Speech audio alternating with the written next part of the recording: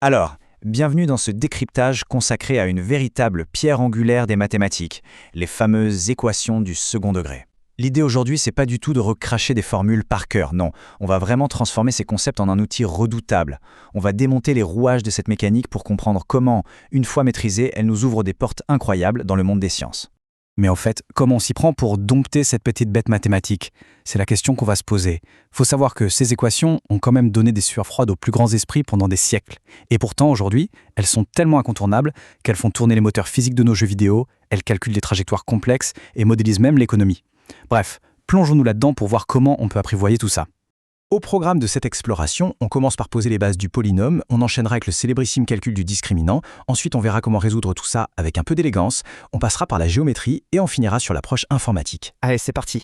Première étape de notre parcours, les bases du polynôme. Autrement dit, les règles du jeu. Concrètement, de quoi on parle?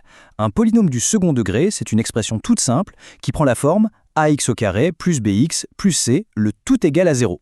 Les petites lettres A, B et C, ce sont des nombres qu'on appelle nos coefficients. Mais attention, il y a une règle d'or qu'il ne faut surtout pas oublier. Le coefficient A ne peut absolument pas être égal à 0. Pourquoi? Eh bien parce que si A valait 0, tout le bloc x au carré disparaîtrait d'un coup. On retomberait bêtement sur une fonction classique de premier degré. C'est vraiment ce petit carré qui donne toute sa puissance à l'équation. Bon, connaître l'équation de base, c'est bien, mais un véritable expert ne se contente pas d'une seule approche. En fait, il y a 3 formes essentielles. La première, la forme développée, elle est parfaite pour lire nos fameux coefficients directs d'un coup d'œil. La deuxième, la forme canonique, elle, c'est l'outil magique pour trouver immédiatement le sommet de notre courbe. Et enfin, la forme factorisée, c'est le raccourci idéal pour repérer les racines et comprendre le signe de l'équation.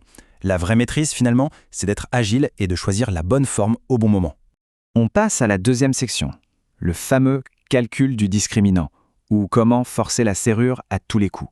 Ah le voilà, c'est vraiment le marteau-piqueur de la boîte à outils mathématique, le discriminant, affectueusement surnommé delta.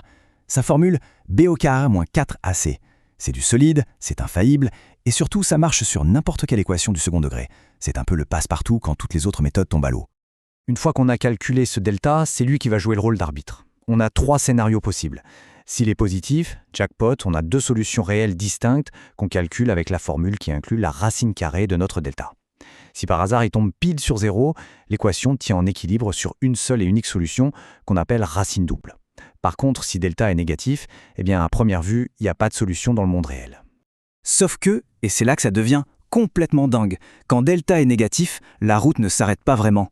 Les solutions réelles s'évaporent, oui, mais ça ouvre une porte secrète vers une autre dimension, les nombres complexes. En introduisant la lettre i, un nombre imaginaire dont le carré vaut -1, l'équation nous pond soudainement 2 solutions complexes conjuguées. C'est magique. Mais nos sources rappellent un truc super important. Il faut toujours contextualiser. Si on est en train de calculer la longueur d'une poutre pour un pont physique, sortir un résultat imaginaire, ça va pas trop nous aider sur le chantier. Troisième partie de notre analyse, résoudre avec élégance. L'art de laisser le marteau-piqueur de côté pour utiliser un peu de finesse. J'adore cette citation tirée de nos sources. Utiliser delta, c'est comme une petite recette de cuisine, ça marche bien. C'est tellement vrai. Face à un problème, le réflexe naturel, c'est de sortir notre bon vieux delta parce que ça rassure. Mais bon, la véritable maîtrise mathématique, c'est pas d'appliquer aveuglément la recette. C'est d'avoir l'œil, de repérer les cas particuliers et d'utiliser le bon raccourci pour régler le problème en un clin d'œil. Regardez bien ce comparatif entre la force brute et l'élégance. On prend l'équation x au carré moins 2 égale 0. Option 1, on y va à la dure. On pose a égale 1, b égale 0, c égale -2. On calcule un delta qui vaut 8, on applique la grosse formule, c'est long, c'est fastidieux. L'option élégante, elle tient sur un post-it. On passe le 2 de l'autre côté. X au carré égale 2. Du coup, x vaut plus ou moins la racine de 2. C'est plié en 3 secondes, net et sans bavure. Du coup, on a 3 grands raccourcis hyper pratiques pour zapper complètement delta. Le premier, c'est de repérer une identité remarquable. Un truc du genre x carré plus 2x plus 1, ça devient immédiatement x plus 1 au carré égale 0 et la réponse saute aux yeux. Deuxième astuce, si le terme c n'est pas là du tout. Pas de panique, on factorise simplement par x et l'équation se résout toute seule. Et le troisième cas, c'est celui qu'on vient de voir, si le b est absent, on isole notre carré et on utilise direct la racine carrée. C'est exactement ça l'agilité dont on parlait. Quatrième étape, géométrie et parabole. Parce que c'est bien beau de jongler avec des lettres, mais visuellement, qu'est-ce que ça donne? La traduction géométrique de tous ces calculs abstraits est vraiment super intuitive. En fait, résoudre notre équation pour trouver à quel moment elle vaut 0, c'est ni plus ni moins chercher l'endroit exact où la courbe va venir couper l'axe horizontal, l'axe des abscisses. Un delta positif, bam, la courbe croise l'axe 2 fois. Un delta nul, la courbe vient juste effleurer l'axe en un seul petit point. C'est la traduction visuelle parfaite de notre algèbre. Et là, le fameux coefficient A de tout à l'heure reprend le premier rôle. C'est lui qui gère le sens de notre parabole. Si A est positif, la parabole s'ouvre vers le haut. On peut dire qu'elle a le sourire. Conséquence, à l'extérieur des points de coupe, on sera dans le positif. A l'inverse, si A est négatif, la parabole boude, elle s'ouvre vers le bas. Et hop, on bascule dans le négatif. En jetant juste un coup d'œil au premier chiffre de l'équation, on sait déjà à quoi ressemble le dessin.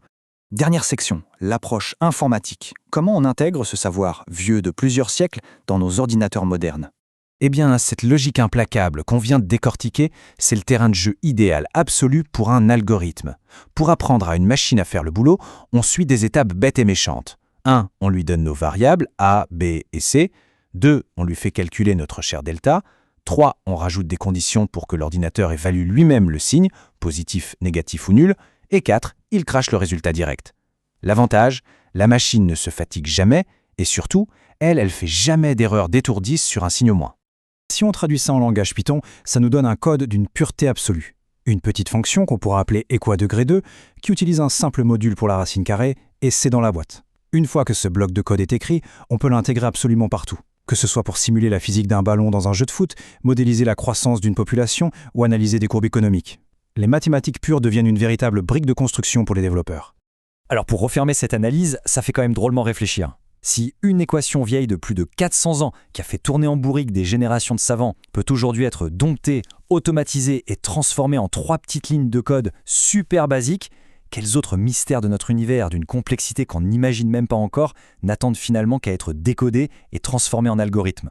La vraie beauté des maths, c'est pas le calcul en lui-même, c'est cette capacité fascinante à décoder le monde qui nous entoure.